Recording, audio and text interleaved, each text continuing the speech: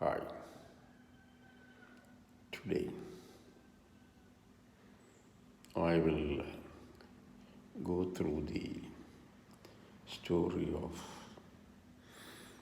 my interview in the Ministry of Education, New Delhi, for the award of a fellowship to do a PhD degree in the Patrice Lumumba Friendship University in Moscow. Well, it happened in 1965 and maybe in the early second week of November. And when I was back in Thrivikramji, my home, and back to the Department of Geology as an unpaid research assistant to Menon Sir. I saw Raju Philip Sir and Rajan Sir to tell them about what happened in the ONGC interview in Dehradun. Like I said earlier, I also applied for the Patrice Lumumba University doctoral fellowship. And by about the first week of November, Rajan sir just disappeared. And I was told, or I gathered from others in the department, that Rajan sir has gone for an interview for the USSR government fellowships, which is different from the Patrice Lumumba University doctoral fellowships those days. And Patrice Lumumba University is a center of research in Moscow, where international students make up the vast majority in the complex. And of course, I got the call letter by the end of, first week itself of November, and I booked a ticket from Thiruvananthapuram to Madras and Madras to New Delhi, because I became as a experienced passenger in the Indian Railways, how to travel safely, securely, and reach on time wherever I need to reach. Because of this big learning experience of the trip to Dehradun just a month ago. Then, of course, those days, the reservation confirmation from Thiruvananthapuram to Chennai, Madras, as it used to be called. That is very simple, because the Trivandrum booking clerk himself will tell you the next day that whether you are in or out. Whereas even though you book from Trivandrum for the trip from Madras to New Delhi, the Madras office of Southern Railway will have to inform the Trivandrum office that whether or not you are in the booked group, or whether or not you got the reservation for a seat or a berth, whatever. So most of the people, what they do is they just go to Madras and then rush from Ekmo station to Central Station. And from the Central Station, stand in multiple long queues. In other words, there is a queue for Bombay trains, there is a queue for Delhi train, there is a queue for Kolkata side. So I also did the same thing, rushed to the Central Station, figured out which was the queue for New Delhi passengers.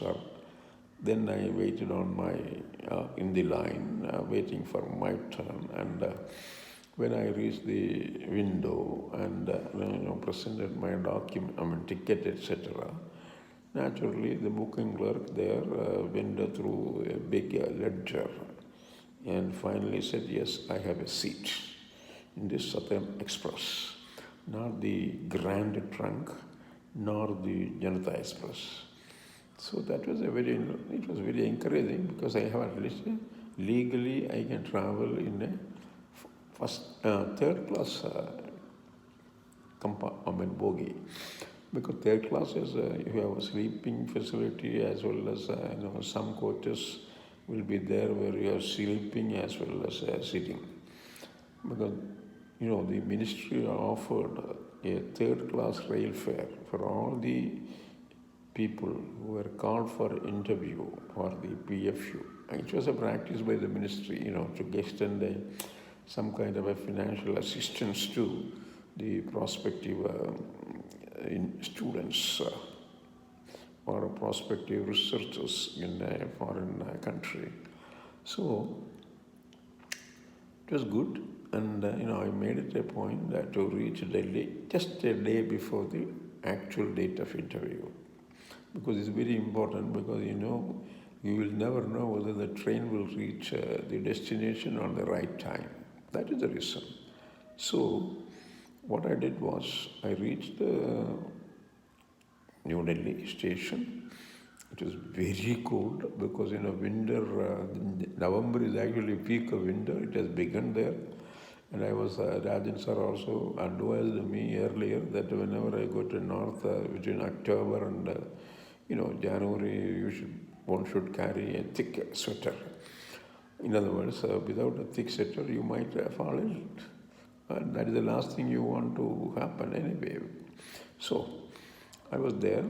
I checked into, or I got a berth, a bed in what is called Madras Cafe. There is a Madras hotel and a Madras Cafe along in the Connaught Place and in the Connaught Circus, as they used to call it.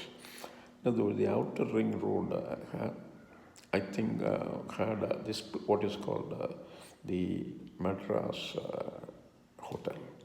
Madras Hotel is cheap. Madras Cafe is expensive. And I got a bed actually in a hall with 4 or 5 beds where I could get a bed for very simple 30 rupees for 24 hours. And when I checked into it, I was the only guest in that room. I got into that room by, let us say, 8 o'clock from the station. Train arrived at around 6 a.m. And then I inquired about, where to stay, etc. And the station is still, wherever you go to the station, there will be some Malayali citizens, or those who speak good Malayalam and from some part of Kerala to assist you, offering to assist you, sir. You have a room in this hotel, you go to this hotel, this is where the hotel is located, this is where the lodge is located, etc., etc. But I prefer to go to the Madras hotel because of the Madrasi food, for one thing, as well as it is in the Connaught Circus, as it is called. Anyway, well, then I had a cup of coffee to refresh, and then I took shower, went for a breakfast, masala dosa, vada, etc., sambar, and egg and coffee. And my plan was to go to the ministry. Well, of course, the ministry is somewhere in the south block.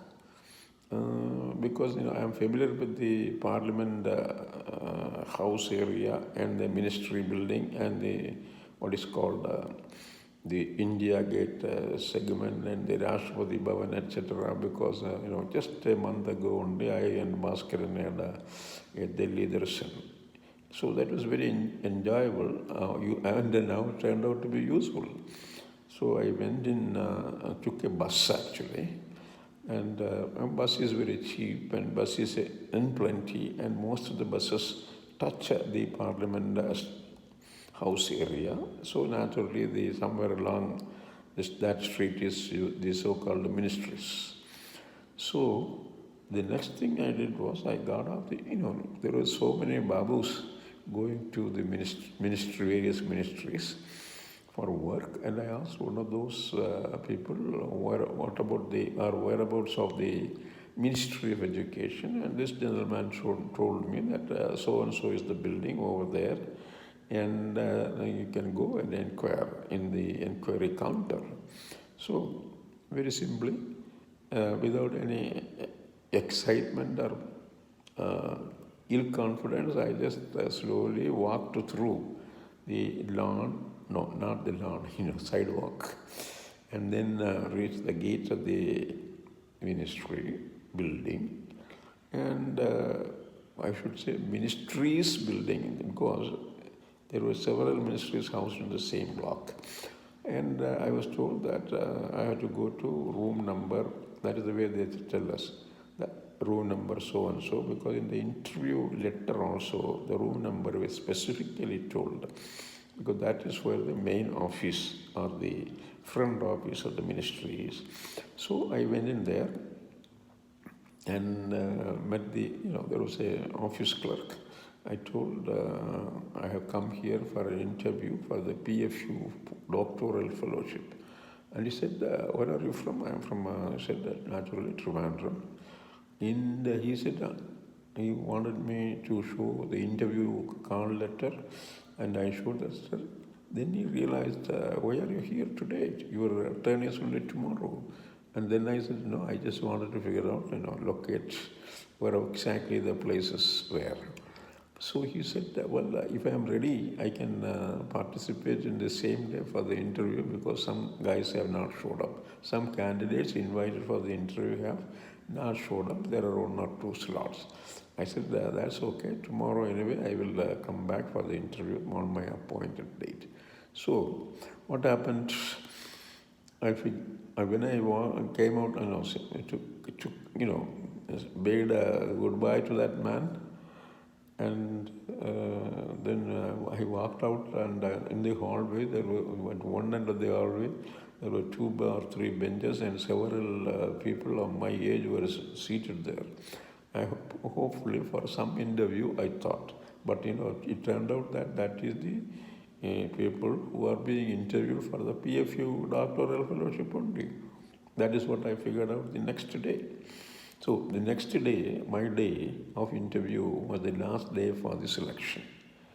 So I just went back to Madras Hotel and, joined for the lunch.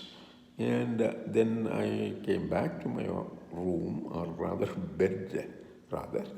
There I saw 2 more guys, 2 more white people, 1 girl, 1 woman, and a man, who looked very much like hippies those days. And they said hello to me. I also told them hello, that's all. And of course, they were enjoying their time there, stay there in that place.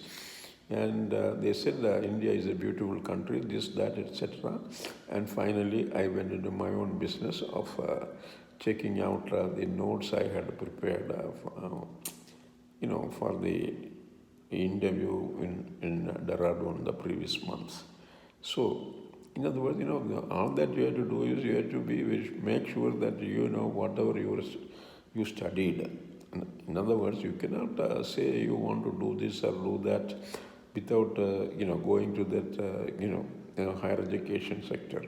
So, if you knew this is the way interview I thought was done. If you are thorough with whatever you are expected to know after a 2-year program of MSc, well, you are in good standing. So my turn came around, I think, 11:30. And there were several candidates before me and after me. And, most of them, I was the only student or only candidate from the southernmost state of India. And that was not a surprise, because there were no Tamilians, but there was a Kannadiya young youths who later on joined as a faculty in the Mysore University Manasa Gangotri. And in fact, I have seen this man just briefly when we were on a study tour to Karnataka, and we made a visit to Professor Vishwanath Iyer's department where this young man studied. Okay, anyway, my turn came. I appeared for the interview. I sat in the so-called, the student seat, or I was surrounded by, for example, a committee of 5 people. One person was the official from the ministry itself, and 4 others were subject experts. And I did not know even a single name or a person, because there was a display of their names in front of each chair. So I haven't. Everyone was a strange person. I believed that all of them, or most of them, are geoscientists. And of course, the people started asking me questions about basics of geology. I mean, no, like any other interview. And believe it or not, I was very confident that I was answering all the questions correctly. And then after 15 or 20 minutes, they said, yes, we will see you, young man, later on. Wish you best of luck. That was the last words or comment made by the chairperson or chairman of the committee. And then, of course, I came out. And the next thing I had to do was go out back to the Connaught circus, and then go for a lunch, and then think about how to go back to Thiruvananthapuram, because I didn't have any confirmed reservation. So, well, in the meantime, I collected my TA, third class TA, up and down. That was also a very simple process, because I had to put only a signature and some kind of a ID, etc., and the interview call number, etc. That will all be done by the office clerk, because you cannot cheat when you are given a third class ticket. So I did that and was given the money. It was about 800 or so rupees those days. And then, of course, I went to the station from the Madras hotel. And of course, there also you have to stand in the queue, etc. And finally, I got a reservation in the Janata Express, because tickets are interchangeable, because Janata Express charges a lower fare, so it is easily possible. So Janata Express is, of course, I had traveled by Janata Express the previous month, and it took a very long time. And then, of course, sometimes train journeys are boring and sometimes exciting. It all depends on who are you seated with anyway. So finally, I got back to Trivandrum on the 4th day morning, and that's it.